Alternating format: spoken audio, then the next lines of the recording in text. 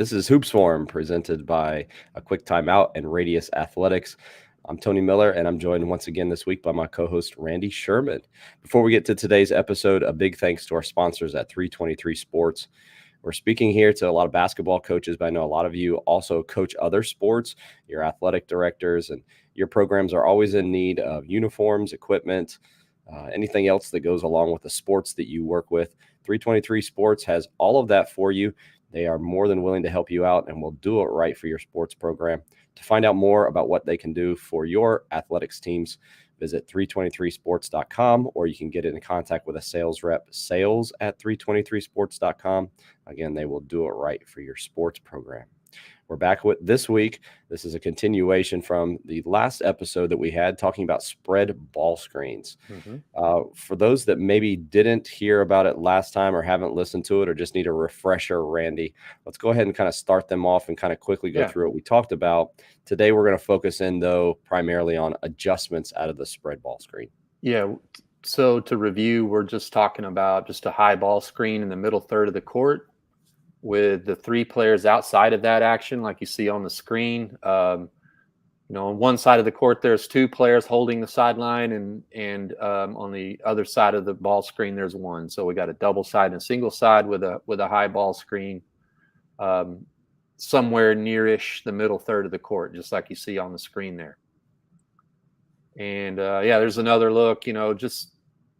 I think that one I'm trying to highlight the screening angle where the player sitting the screen near the top of the circle there is kind of like catching the back pocket of the on-ball defender to try to force him to go over and allow us to hopefully get some downhill penetration into that space you see circled and highlighted there. So yeah, that's what we're talking about. I think what we're going to hit on today is some advancements from there, but in this clip there, this screenshot here, excuse me. We're another kind of, piece of vocabulary would be the three amigos. There's two players in the action, the two players sit in the high ball screen in the middle third of the court. Then there's three players out of the action. And those little nickname from the famous comedy, The Three Amigos, those three players, what do they do and where are they standing outside of the action? I'd even say those three slides that we just showed, even though we quickly went over that, go back and listen to that episode if you haven't. Just teaching points, even dealing with this slide with the three amigos, what you do with those three players. It's more than just them standing, giving space. But, whether it's lifting up from behind, we'll show today, or some other things that you can do with them, that really kind of separates your spread ball screen from probably what a lot of people, if they don't know what it is, just coming up and setting a high ball screen. There's more to it that goes into that. So I'd encourage you to go back and listen to that episode. I don't know if you have anything else other than that, Randy.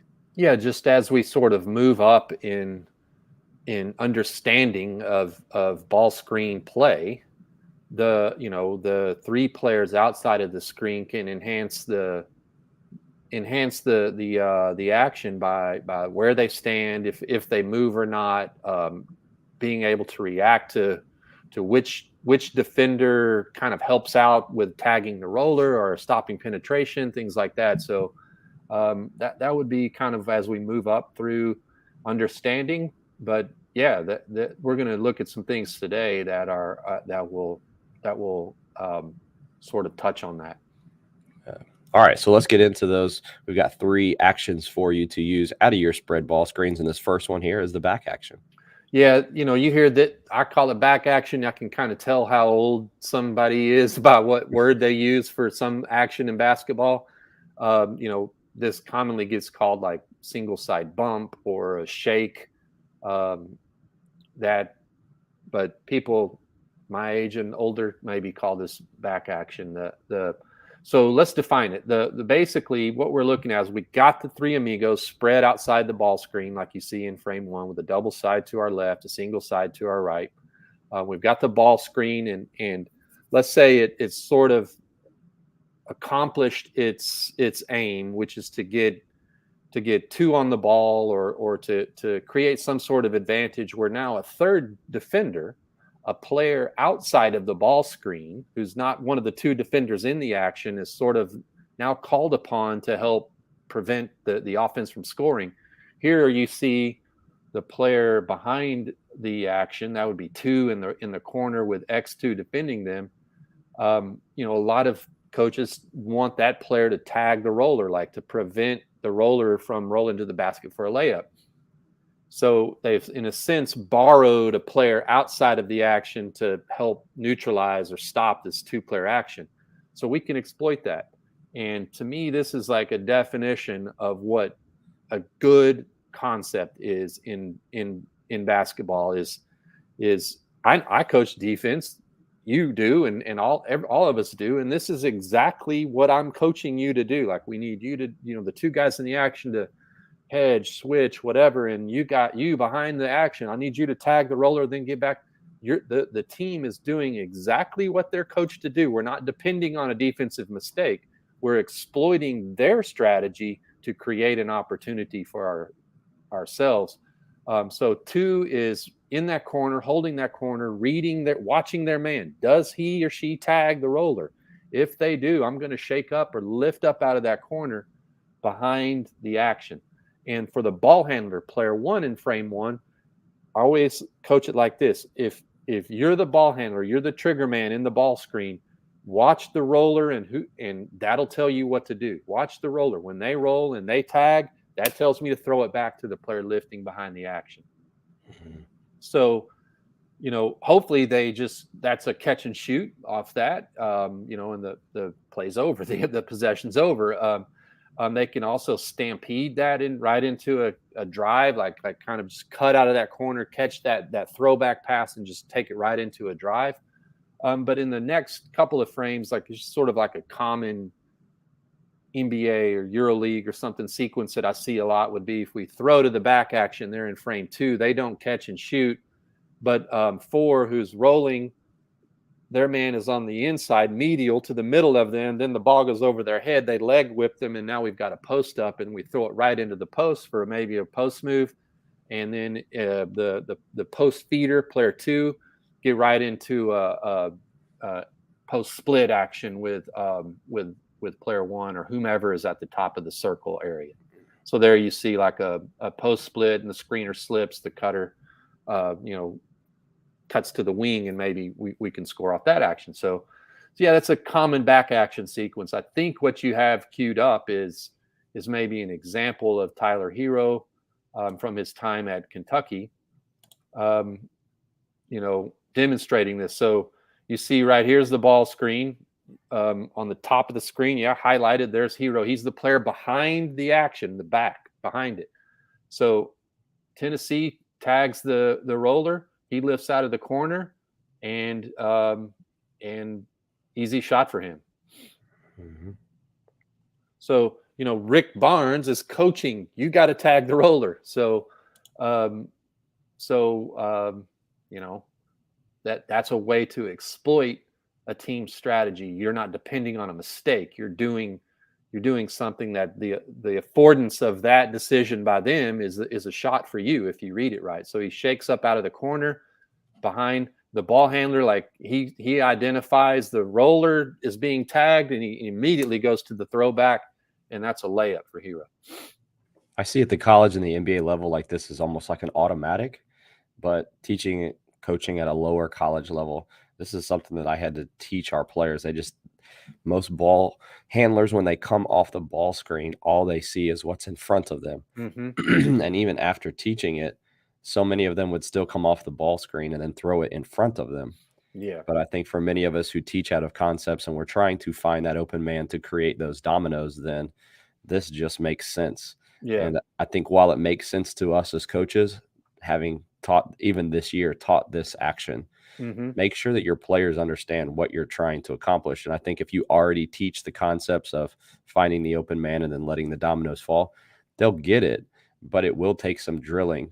And to your point, we have gotten not just shots off of it from behind, but then as the defense recovers and tries to get back to their original man, we get a ton of stuff off of the last slide that you showed, which was the last frame that you showed, which was throwing it into the post, and then that split action, getting a shot off of that, because again, you're screening and bringing 2 to the off the ball, which ends up kind of causing some confusion for defenders, and you end up with a wide open jump shot or a slip to the front of the rim for a score. So this is, again, I know it's a common action for modern day NBA and a lot of high college, and you see it a lot, but I think it hasn't yet trickled down to the high school levels the way that probably some of the other actions are. Yeah, so we want to take ball screen offense from being sort of like a 2-player thing, the screener and the ball handler, to making it a 3, 4, 5-player thing based on our vision and our understanding going from narrow to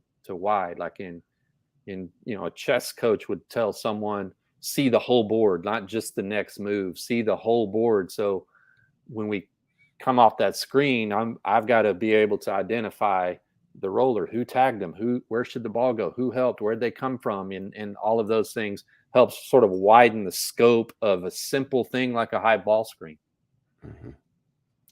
That's a good one.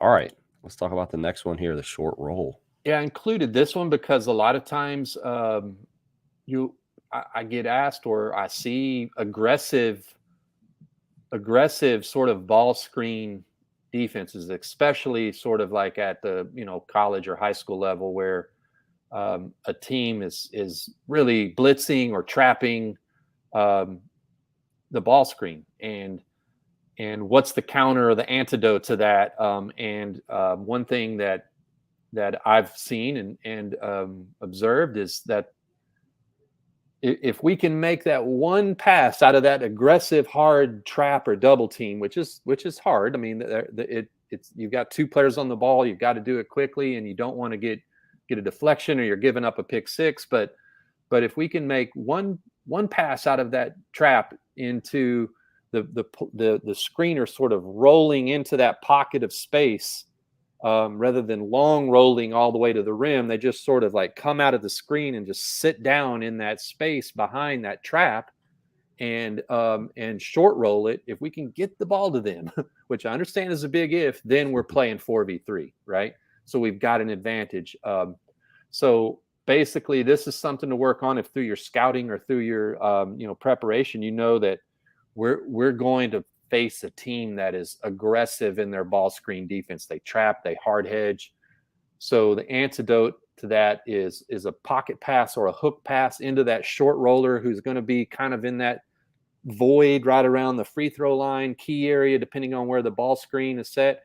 We can deliver them the pass and they can face up, they can attack or pass to where the help came from, and we can we're playing with an advantage then.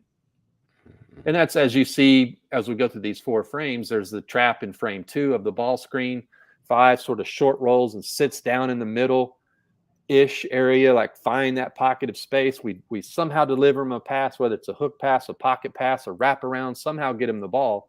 And then X4 sees that as a threat, helps toward the nail, and we pass to where the help came from, and we're playing 2v1, and we get a layup. So I think we've got some videos of Michigan from the NCAA tournament a couple years ago. They're playing a team. You see the really aggressive trap there from their opponent when he comes out and sets the ball screen. Bam! There's a hard trap. He delivers a pocket pass. Now it's 4v3, and he just sort of finds the open player, cutter, whatever. So the action accomplished its aim. We have an advantage. We just got to find it, and it's tough to do with 2 on the ball, but we've got to find it, and then that player becomes the trigger man to play from. So there's your 2 on the ball. You see him short rolling, and just almost looks like a high post in a zone offense. So I'm just sitting in that void, and then we pass to where the help comes from. This is the antidote, if you will. There's a hook pass to where the help come from, dunk, right? In a sense, it becomes zone offense. Anytime there's 2 players on the ball, it's zone defense. Like the other 3 players are zoned up, right? So now we're playing 4v3, pass to where the help comes from. Easy. So, simple. Yeah. No, that's great. We played a team here at the end of the year. Had to play them at the end of the year, and then had to turn around, played them twice, and then had to turn around and play them in the first round of the regional tournament. And they were the only team that blitzed ball screens. But your frame number one there, I think a key teaching point, come off the ball screen, don't pick up your dribble. Yeah. Create that. You have it in the black there, but like one bounce back dribble to kind of create space from that double team, maybe to sort even of drag that trap out. Yeah. Maybe even a second one so that you can open up and kind of have vision. And by that time, you've even brought the defenders out another 2 steps. Yeah. And that's where you throw either that hook pass or, fake high and throw that pocket pass. And then now you have, like you said, that 5 in the middle that can either, at our level, they weren't very great at rotating. So we had a couple where the guy just caught it in the middle and turned around and scored. Yeah.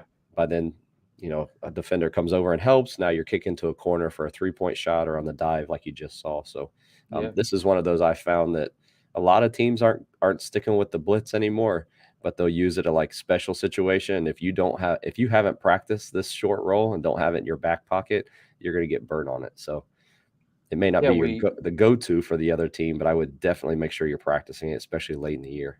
Yeah, you need a solution for the possible coverages you might see, and when this one appears and you don't have a solution for it, your ball handler feels really stranded out there, getting double teamed and hedged on, and we don't have a plan for them. Yep, very good. All right, the final one here is an inverted dribble handoff.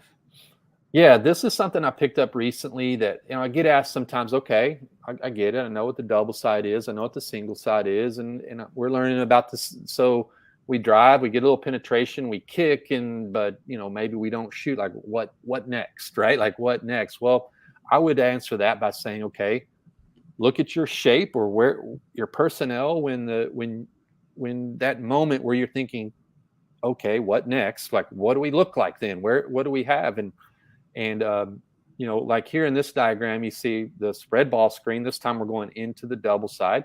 We kick to the low man in the corner. Hope if X4, who's not on the screen, but maybe they helped in, maybe that is a catch and shoot. But maybe that's a non-shooter for you.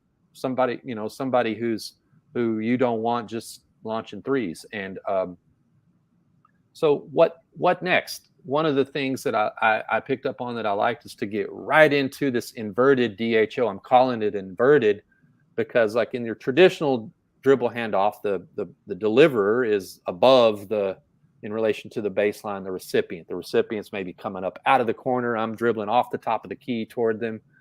That's traditional. Inverted, the deliverer, player 4 here, is below player 3.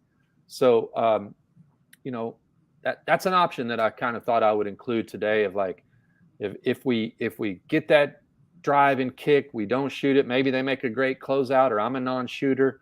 What's a possible thing I can do next without the ball stopping and us having to sort of like restart our offense? Let's get right to something that the positioning and personnel affords us. So I think you got a clip. This is Miami recently against the Lakers. I don't know how recent this is. It's from the season, but it'll take a minute to actually get to the spread ball screen. Here it comes. So you see PJ Tucker. He goes right into the inverted handoff with Herro. Again, Herro made 2 appearances today, but yeah. So there's the spread ball screen. A little bit of penetration, helping recover by the Lakers, and he knows it. Right, he knows it even before the ball hits his hand. He's like, I don't have time and space to shoot this. You can tell PJ Tucker is like, you can if we were able to slow-mo this, he's already dribbling up to Herro with the ball still in the air. He knows that he's going to go right into it. And that still yields a pretty tough shot but that could easily be turn the corner, drive the baseline off that inverted handoff too. Yeah, I love that. Yeah, to your point, you could do a lot of things then after this as well, but and I would think that you typically have like a big switching onto a guard, which to your point, like most likely he won't come out, or if he does come out, then you have the opportunity to go around him. Yep. So yeah, that's cool. Yeah, I like that one a lot. All right, so thus ends our spread ball screen adjustments for this week. We may bring out there's several more that we could do as well that we may talk about here in the next weeks. In our next session. Sorry to interrupt. Our next session, maybe talk about some false motion that could kind of wrap it up, like how to sort of like disguise it or move into it that sort of like we're running spread ball screen, but we're hiding it behind a little bit of movement. So we can do that. Yeah, that would be great. Yeah, let's plan on that then. So we're in the month of March. Lots of X's and O's coming from Randy and I and all the fast model team. So be sure to follow us on social media if you haven't already. And every Friday, Thursday, or Friday, depending on what week we are here this week with the NCAA tournament, we'll be doing a couple hoops forums to break down some of the X's and O's from the NCAA tournament, things that you'll see in some of the conference tournaments. One of the things that I would suggest also that you do if you haven't already is to sign up for Randy's email. Beyond the Scoreboard, presented by our sponsors over at Sideline Interactive. This segment is for us to make sure that you know all of the great things that could be delivered straight to your inbox. And this week, Randy, delivered straight to people's inbox was? Honestly, it was kind of about what we just talked about. I sort of broke down some of these dribble handoff categories. The inverted dribble handoff that we saw from PJ Tucker to Tyler Herro being one of them. Kind of categorized the traditional, the inverted, and then sort of what I'm calling the enhanced dribble handoff. So yeah, check it out at radiusathletics.substack.com. Get signed up. Look for it on my link in my bio and Twitter and things like that. You can get signed up there for that newsletter. And it's, as always, brought to you by Sideline Interactive. That's right. You can visit sidelineinteractive.com to find out all about their scoreboards and scores tables. We've already got one here, and I mean, it makes your whole gym look nicer. Yeah. Parents like it. It just gives a very professional feel. So be sure to check those out.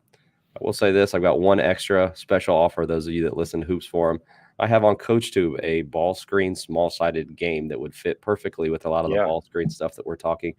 If you're interested in that, I've got a 50% discount. You can use the code HoopsForum for that and take advantage of that and get all the small-sided games that you need to be able to practice your ball screen offense. Yeah, that's a great compliment because I'm constantly getting asked, okay, what are some drills and how do you break it down? So head over there and do that. Check it out. Got a lot of 3-on-3, 4-on-4 type stuff that you can use with your team. Appreciate all of you who joined us this week. If you missed any part of the live show, be sure to go back to the Radius Athletics YouTube page and you can watch the full version of these episodes. Or if you're into podcasts, you can download the full version at a quick timeout. There we have each of the episodes to fit for your audio needs. For Randy Sherman, I'm Tony Miller. We'll talk to you again next time on Hoops Forum.